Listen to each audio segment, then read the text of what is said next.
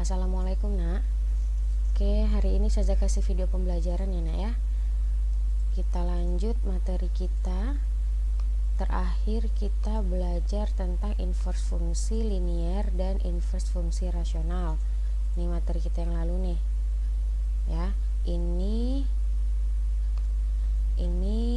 namanya inverse fungsi linier. Ya, karena fungsinya linier, x-nya pangkat 1. Terus yang ini namanya inverse fungsi rasional karena dia berbentuk pecahan. Rasional itu pecahan. Nah, dari kedua bentuk ini saya sudah sampaikan rumus cepatnya ya. Jadi insya Allah jika antuna paham gimana penggunaannya, mengerjakan soal-soal inverse ini tidak sulit. Nah, kita lanjutkan bentuk ketiga. Bentuk ketiga itu adalah inverse fungsi kuadrat. Apakah ada rumus cepatnya, Zah? Kita coba dulu ya. Ada atau enggaknya nanti kita lihat. Semoga ada. Nah, contoh nih. Zaza punya fungsi itu x kuadrat kurang 4x tambah 7. Apa inverse-nya? Nah, seperti biasa kita harus paham konsep dulu. Yang ditanya inverse, berarti yang dicari apa ya? Kan gitu. Jadi pahami soalnya dulu. Saza udah pernah bilang ya, biasanya soal itu kan y sama dengan nih fx nih kan y nih. Ntar Saza ganti biru deh. Nih. Fx itu kan y. Jadi kan y sama dengan. Nah, kalau yang ditanya f inverse berarti itu kita dituntut untuk mencari x sama dengan gitu. Gimana cara mencari x di fungsi kuadrat sedangkan di fungsi kuadrat itu x-nya terpisah menjadi 2. Ada yang x kuadrat, ada yang x-nya pangkat 1. Nah, jadi memang kalau di fungsi kuadrat ini kita agak lebih mutar kepala lagi. Gimana ya caranya kan gitu ya. Nah, jadi ikuti langkah-langkah Sazah nih. Kita ganti dulu fx-nya jadi y. Jadi kan gini. Y sama dengan x kuadrat kurang 4x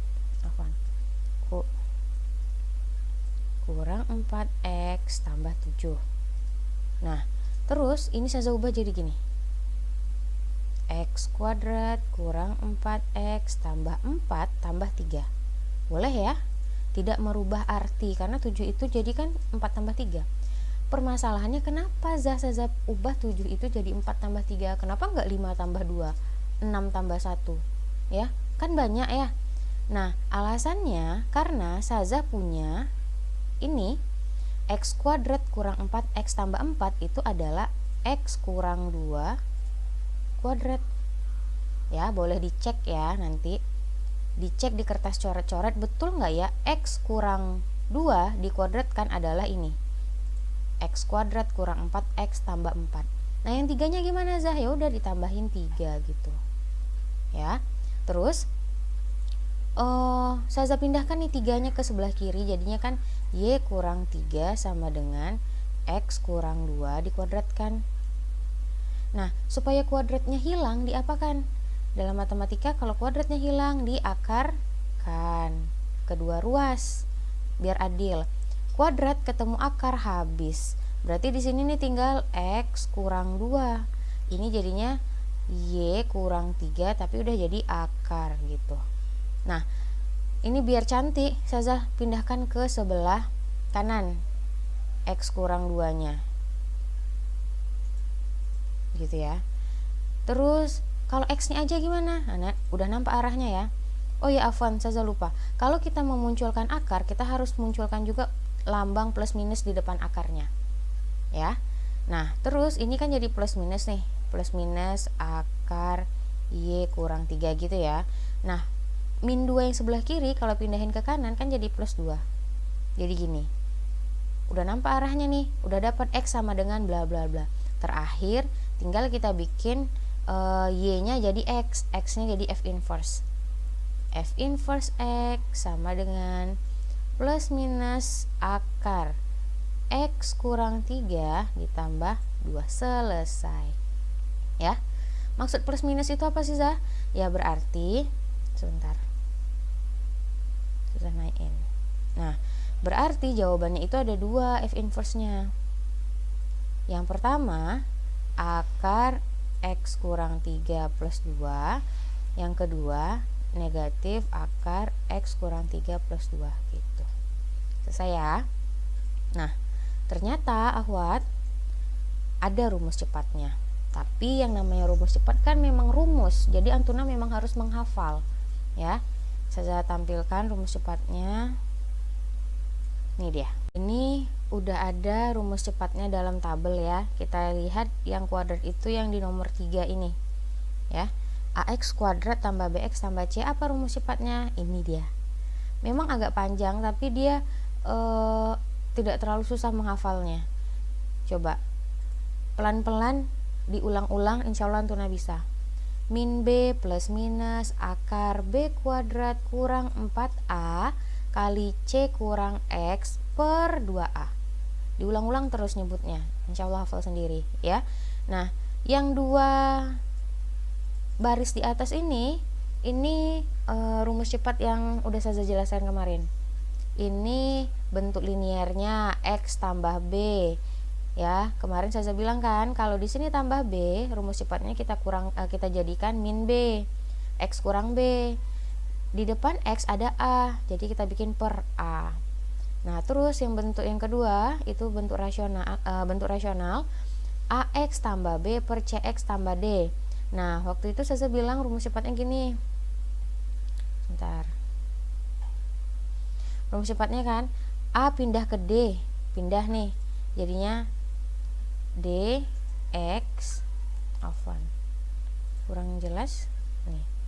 DX ya. D Allahu Akbar. DX yang ini berubah tanda kan jadi min B. Yang ini berubah tanda jadi min C, masih ada X, A-nya pindah ke bawah jadi plus A. Nah, kan gitu rumus cepatnya. Tapi kok di sini beda Zah? Kalau di sini A sama D-nya dipindahkan, A pindah ke bawah, D pindah ke atas, terus tandanya juga berbeda ya. A pindah ke bawah jadi negatif, plus D pindah ke atas jadi negatif D. Sedangkan B sama C-nya tetap tidak ada perubahan tanda. Nggak apa-apa, itu sama aja maknanya ya. Jadi rumus yang saya kasih kemarin sama rumus yang ada di tabel ini sama aja maksudnya. Terserah antuna suka yang mana. Nah, yang ketiga ini yang kita bahas hari ini. Yang keempat, kelima gimana Zah? Itu kita skip dulu ya. Nanti kalau dibutuhkan saya akan jelaskan di tingkat selanjutnya kalau dibutuhkan. Karena biasanya log sama eksponen ini agak jarang keluar di soal. Biasanya sampai 3 ini aja. Oke, nih rumusnya kita langsung terapkan aja ya.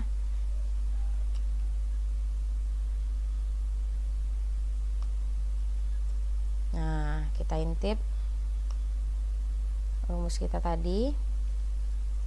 Rumus kita tadi itu adalah min B plus minus akar B kuadrat kurang 4 kali A kali C kurang X per 2A.